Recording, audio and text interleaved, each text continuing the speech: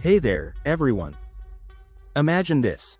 Every single month, a check hits your bank account, no job needed, no questions asked. Sounds like a dream, right? Well, that's the idea behind Universal Basic Income, or UBI. It's a plan where every person gets a regular chunk of cash to cover their basic needs, no strings attached.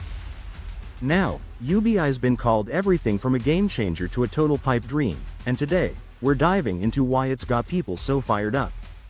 What's the good, what's the bad, and could this actually work? Let's break it down. First up, the good stuff. Picture UBI as a safety net that could seriously tackle poverty. In the US alone, over 37 million people are scraping by below the poverty line. Now, imagine every adult getting, say, $1,000 a month. That could be a lifeline for single parents, low-wage workers, or anyone hit hard by a layoff. Take Kenya, for example.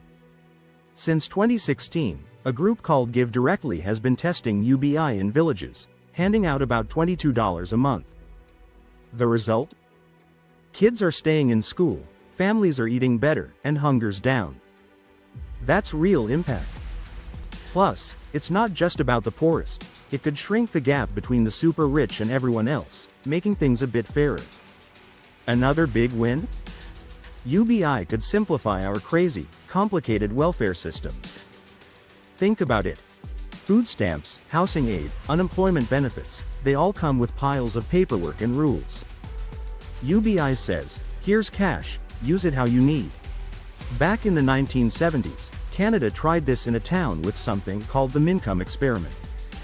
They handed out money, no hoops to jump through, and guess what? Poverty dropped, fast. Oh, and here's a bonus. Governments could save billions by cutting all that red tape. More money goes straight to people, not lost in the system. Now, here's where it gets exciting. UBI could spark a wave of creativity and hustle. If you know your rent's covered, maybe you'd finally start that business you've been dreaming about, go back to school, or even write that novel.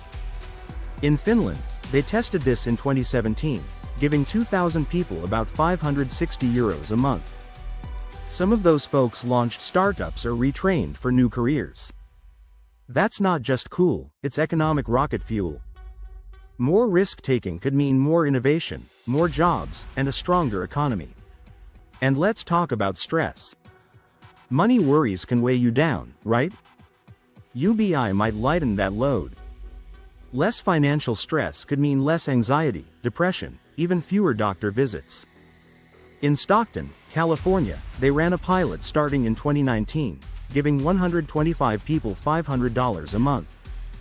Those folks reported feeling less stressed, and, get this, some even found jobs faster because they could focus.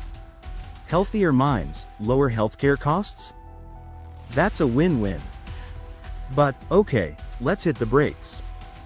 UBI isn't all sunshine and rainbows, it's got some serious hurdles. First, the price tag. In the US, giving every adult $1,000 a month could cost over $3 trillion a year. That's more than half the federal budget. Andrew Yang, you might remember him from the 2020 election, pitched a UBI plan called the Freedom Dividend, funded by a new tax.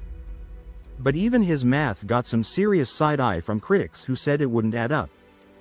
To pay for this, taxes might skyrocket, or other programs, like healthcare or schools, could get slashed. Figuring out how to fund it without tanking the economy. That's a massive challenge. Then there's inflation.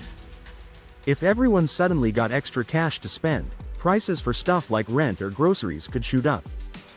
Remember those COVID stimulus checks in the US? Some folks blamed them for price spikes in 2021, though economists say it's not that simple. Point is, if inflation eats away at UBI's value, that safety net might not catch as many people as we'd hope. Another worry? Will people just stop working? I mean, if your basics are covered, why take that tough job? Finland's trial didn't see a big drop in employment, but critics say a full-on UBI might tempt some folks to kick back instead of clock in. That said, others argue people might use the freedom to study, care for family, or do work that doesn't pay but still matters. It's a debate we need to test. And let's be real, getting UBI to actually happen? That's a political and practical nightmare. It's super divisive.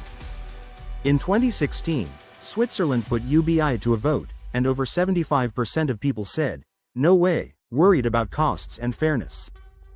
Plus, rolling it out, making sure everyone gets their money, avoiding fraud, that's a logistical beast. So, has UBI been tried anywhere? Yep, let's look at a few examples. In Alaska, since 1982, every resident gets an annual check from oil money, usually $1,000 to $2,000. It's not full UBI, but it helps cut poverty without breaking the system. Finland's 2017 trial gave 2,000 unemployed folks €560 a month. Jobs didn't skyrocket, but people felt happier and more secure. And back in Stockton, that $500 a month pilot? It actually boosted full-time employment, showing UBI might not kill ambition after all. These tests are small, though, scaling up to a whole country is a way bigger leap. Alright, let's wrap this up. Universal basic income is a bold idea with some serious potential. It could fight poverty, spark new businesses, and ease a ton of stress. But the costs, the risks, and the politics? They're just as huge. With automation shaking up jobs and inequality growing, UBI might be worth a closer look, maybe through more pilot programs. So, what do you think? Could UBI work where you live, or is it too wild to pull off? Drop your thoughts in the comments, and if you liked this deep dive, give us a like and subscribe for more. Thanks for watching, and I'll catch you next time.